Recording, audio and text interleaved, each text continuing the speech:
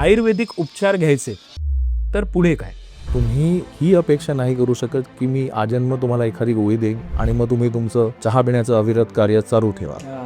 Acceptance is the first step.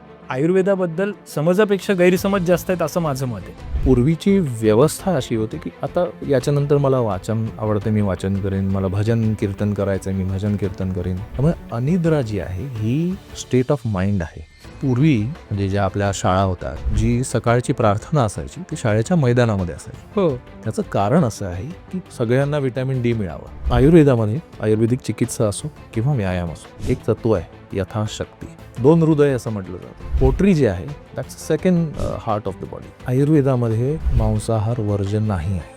शास्त्र कधी चुकीचं नसतं, शास्त्र वापरणारे चुकतं. अशा पद्धतीचे अर्धवट गैरसमज पसरवून आयुर्वेदाचं विद्रुपीकरण होतंय असं तुम्हाला वाटत नाही?